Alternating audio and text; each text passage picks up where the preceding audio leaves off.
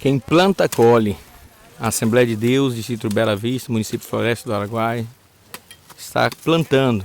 Agora estamos colocando na mão de nosso Deus que teremos uma boa colheita para investimento da obra do Senhor Jesus.